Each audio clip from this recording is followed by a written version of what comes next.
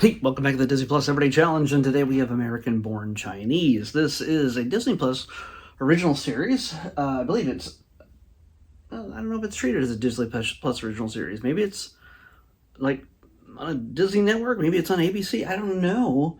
But it's from 2023, it's one season. Each of the episodes are about 45 minutes long, and it's one season, right? I said one season. I only watched one episode so far.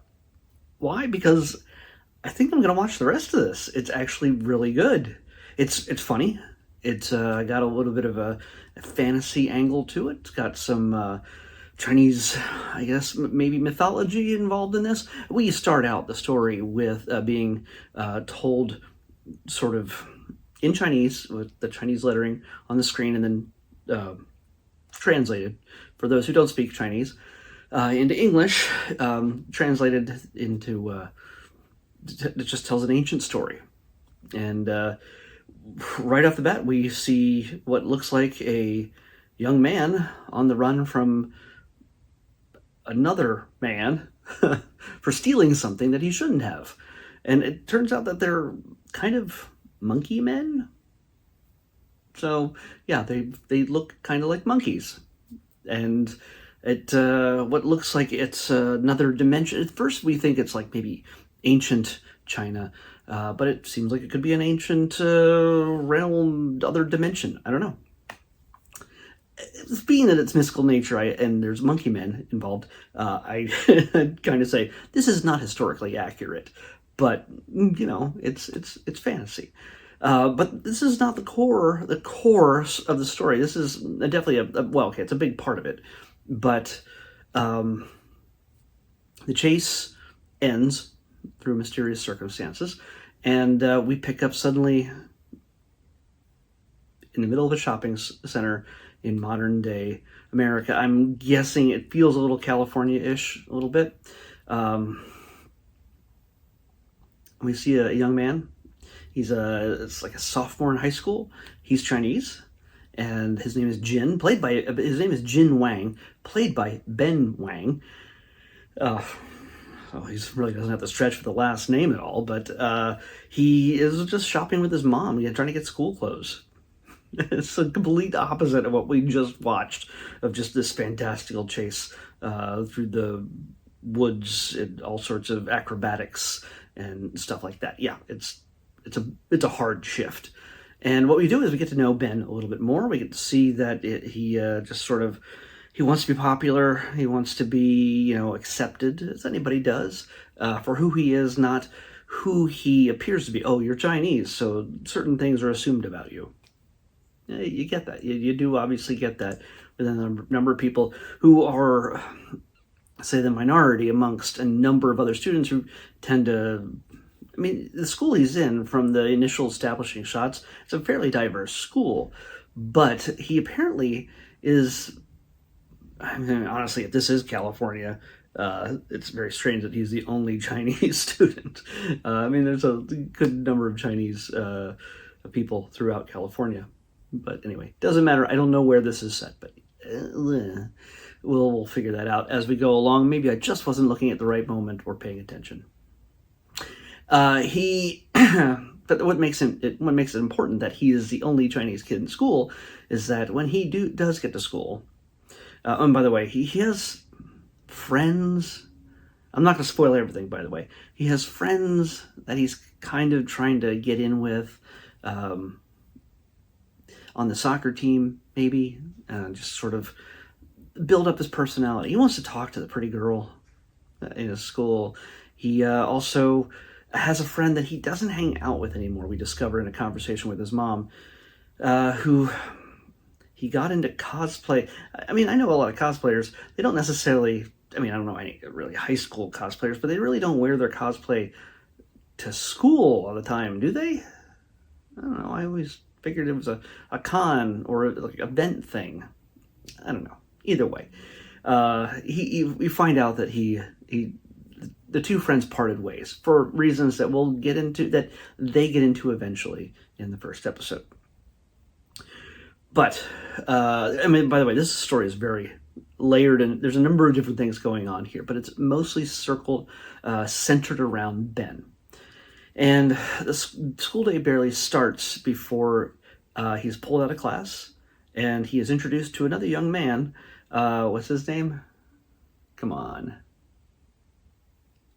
Come on. The picture's too small. I can't see. Come on, guys. And I can't pronounce it because everybody else is also mispronouncing his name in the movie, in the series as well. It's not right. No. Anyway, there's a young man that suddenly is in school. He's Chinese, and so eventually the principal grabs Ben and says, "Hey, guess what? This kid's also Chinese. You're Chinese. You're gonna have this kid following you around now for the rest of the day, or for however long it takes to get him oriented." Oh, that's a bad choice of words. I'm sorry. God. Oh, I'm surprised they didn't make that joke, but I guess, that's a thing that they probably wouldn't want to lean into, even though it does, this show does touch on a number of things regarding stereotypes and regarding the depiction of Asian and specifically Chinese characters. One of the great things about this is that there's a show within a show in this. In fact, and it gives us the opportunity to see Ki Hai Kwan in another show, in another movie. He was in Everything Everywhere All at Once. He was in Loki season 2 as Obi, and of course he was in, from the Goonies. You know him from Indiana Jones and the Temple of Doom. But Ki Hai Kwan has sort of a bit role in this, if it gets bigger, but it's sort of a recurring role in this, where he plays a character on a TV show that Ben watches. It's actually kind of an older show from maybe the 90s, because it when they show us the episodes that he's watching, it's in 4:3 aspect ratio, not the widescreen, but it's very square, and it's a very dated, let's just say, very awkward depiction of a Chinese character as somebody who speaks in this very pidgin English way and a stereotypical way, and just says silly, mispronounced things, and then he's the butt of a joke when things collapse upon him. A ceiling fan falls on his head. Yeah. How can you go Wong or something? I don't know. How can it go Wong? I think that's the line. He has a catchphrase. He's he's like everybody had a catchphrase in sitcoms in the 80s and 90s. But yeah, in this, we get to see Ben looking at a character that kind of poorly reflects on the Chinese culture, the Chinese people. Ben is also dealing with his parents not necessarily getting along very well. I won't go into that. That you can easily get into there. And you're like, what does this have to do with Monkey Man fighting over a staff? Yes, it's a staff, an ancient weapon of great power. What does this have to do with Ben? Well, if you don't figure it out, well, I'm not going to spoil it for you, but there's definitely a hard connection between that fantasy world that's probably in another dimension and this modern day world at this high school that is tempting to pull Ben into it. So yeah, it's got some interesting aspects to it, but one of the most the things I love about it is Ben's very teenager type attitude to just about everything. He doesn't have a Chinese way of doing things. He is just basically a teenager. He's basically a teenage boy kind of attitude. You check out his wall. He's a huge nerd like I am. He's got all sorts of comic books and action figures and manga and Pokemon and all sorts of things piled everywhere. Strangely enough, because even though this is Disney, there's an awful lot of Warner Brothers properties in there. You'll see Batman, you'll see Pokemon, Warner Brothers isn't Pokemon. Pokemon's not Warner Brothers, but either way, I'm just saying there's a lot of stuff. They didn't go, hey, let's have him putting a.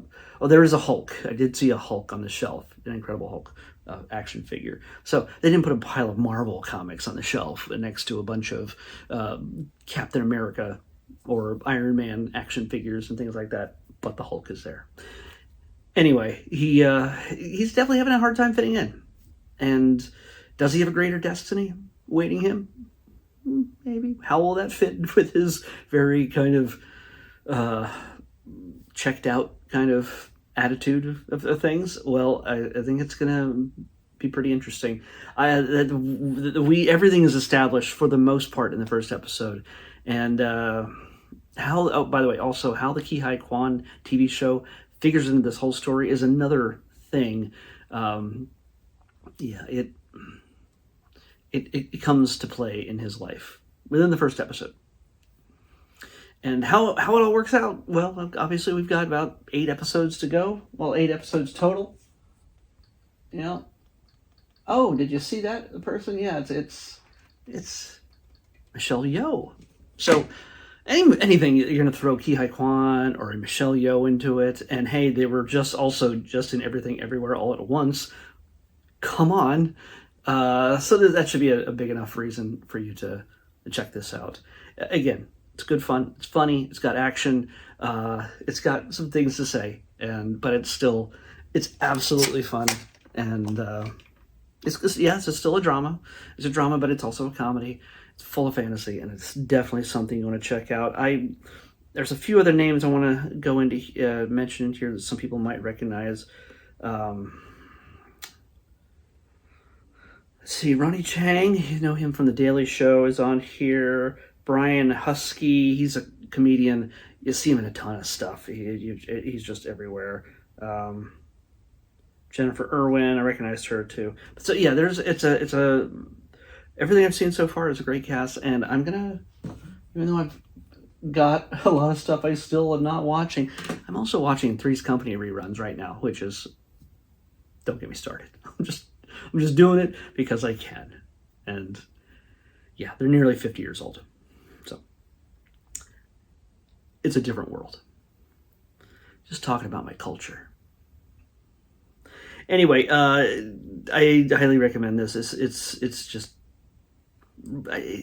It might mean a whole lot more to you if you are Chinese and you've grown up as an American kid, born in America, raised by immigrant parents who are still very Chinese, speak the language, English and stuff like that, but it's still very Chinese. I think you'd get a kick out of it. So yeah, let's pick tomorrow's episode. 209. Is that in the thes? It is not. 209 is a series that I've been wondering when we were going to get to at some point. It's animated, and it's definitely for kids. It's definitely for little kids. So we'll watch one episode. I don't think I need to see more than one to figure out what's going on here. But we're watching Super Kitties. I'm guessing that they're kittens or cats, and they're super. They've got powers. That's just my wild, just out of the blue kind of guess. Super Kitties is what we're watching next on the Disney Plus Everyday Challenge. I'll see you back here tomorrow with that.